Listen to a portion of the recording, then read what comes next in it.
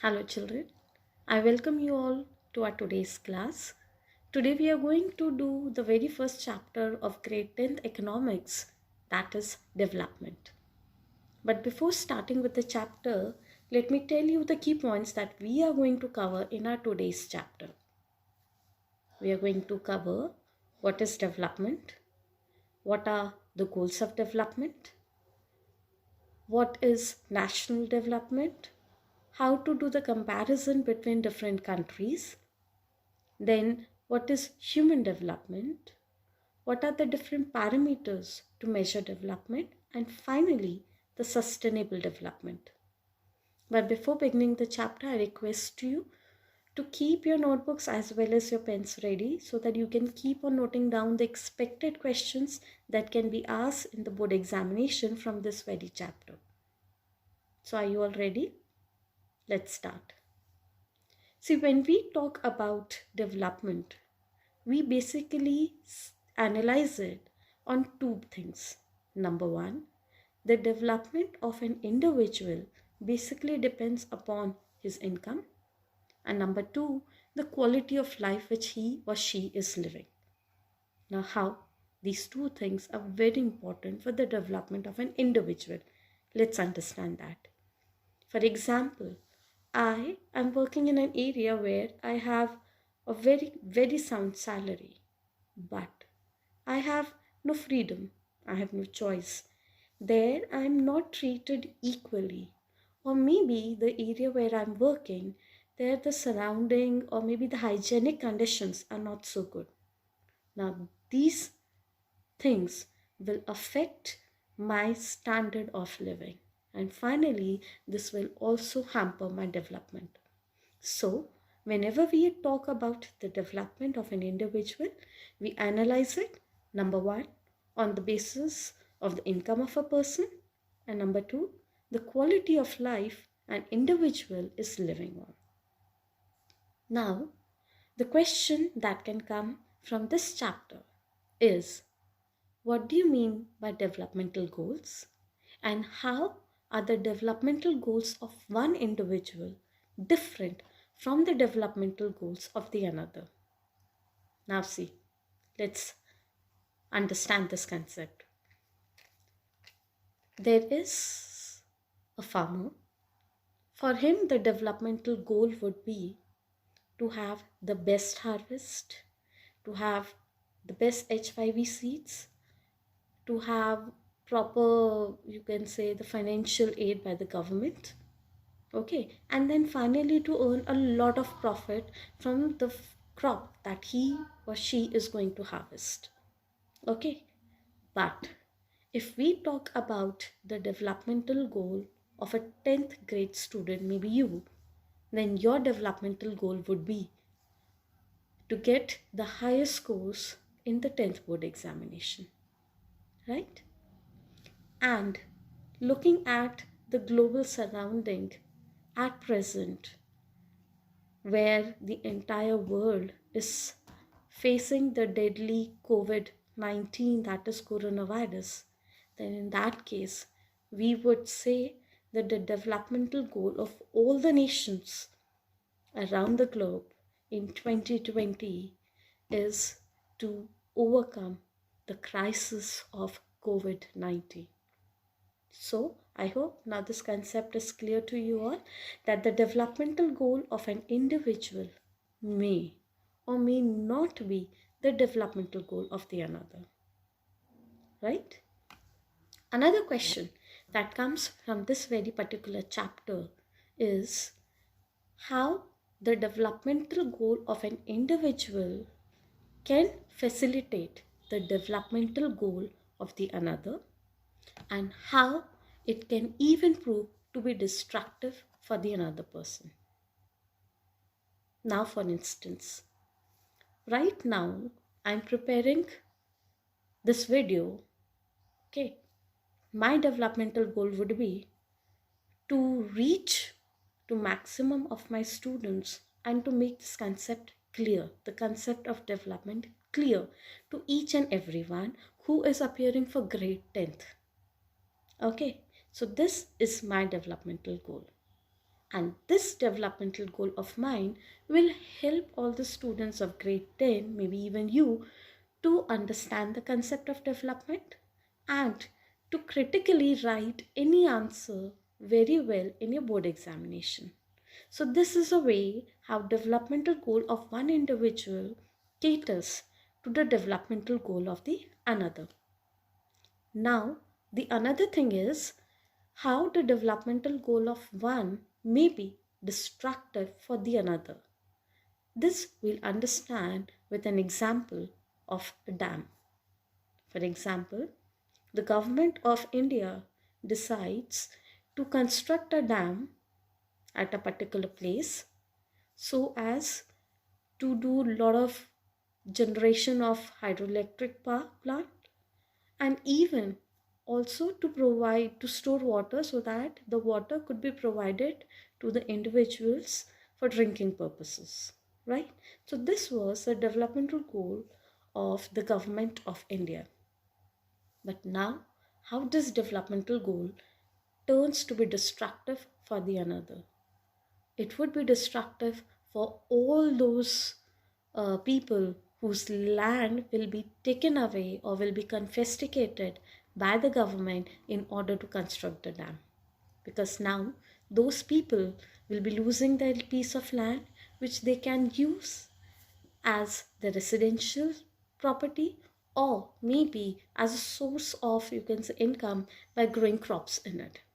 So here we saw how the developmental goal of one may and may not cater to the developmental goal of the another individual.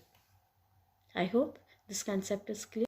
Now let's see how can we compare different countries or states on the basis of development. The first method is the method that has been proposed by the World Bank, which is the materialistic method. According to 2004 data of the World Bank, if there is any country whose annual income is approximately 4,53,000 rupees and above, then that country comes under the category of developed nation or what you call as a rich nation. But if there is any countries whose annual income is approximately 37,000 rupees or low, then that country comes under the category of low income group country. If we see India's data of 2004, her annual income was just 28,000 rupees. And so we come under the category of low income group countries. Now let's see how can we calculate the income of a particular country. For this, we need to take out its average income, which can be done by a very simple formula, that is total income of a country divided by its total population. This is also known as the per capita income of a country, which you can use to compare and categorize a country as a developed, developing, or an underdeveloped nation. And this is basically calculated in US dollars. Besides the materialistic factors, we can also use some of the non-materialistic factors like number one, IMR, which is infant mortality rate, which means the number of children died below the age of 1 divided by 1,000 live children taken birth in that very particular year. The second is the literacy rate, which is the proportion of the literate children, that is the children who can read and write their name or any particular thing at the age of 7 or above. And the third one is the net attendance ratio, which include the proportion of the number of children going to school between the age group of 6 to 10 years. Another question that you can get in a board examination is, what do you mean by HDI? HDI means Human Development Index, which is published by UNDP, that is United Nations Development Program, which compares the countries on the basis of the level of education, health status, as well as the per capita income. If we take the level of education, we find Finland having the highest literacy rate and the best type of education system in the entire world. Similarly, if we compare India with Sri Lanka as well as Nepal, we find that no matter Sri Lanka is a very, very small country, yet it's far ahead as compared to India in all the three spheres. Similarly, no matter the per capita income of Nepal is just half of that of India, yet its literacy rate as well as the health status is far better as compared to that of India. So, you can use this HDI in order to categorize different countries. Finally, we come to our last topic, that is sustainability of development. We must ensure that development is taking place, but not at the cost of the environment.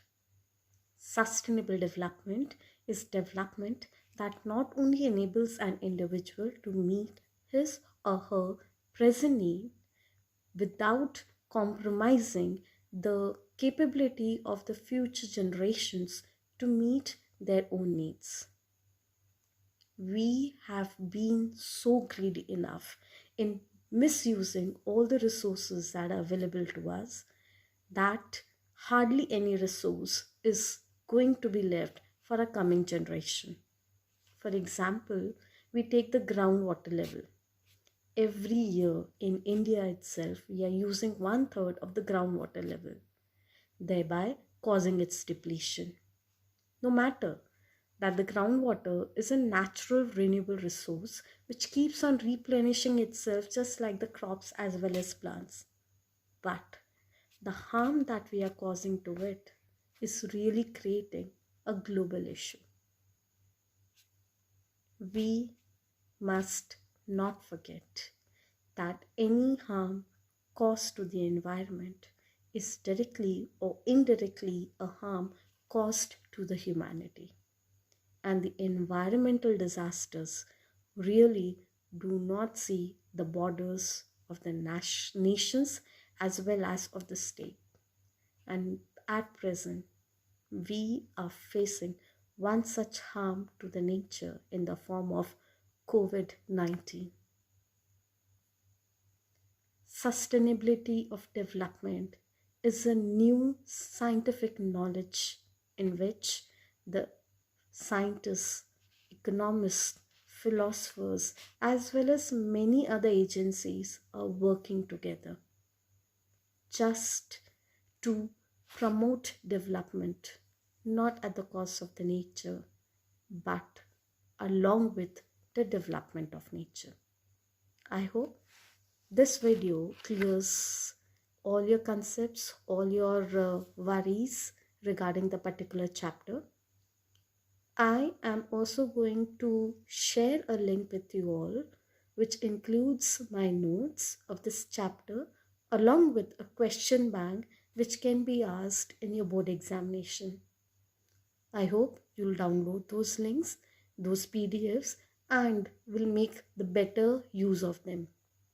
All the best for your future. Thank you.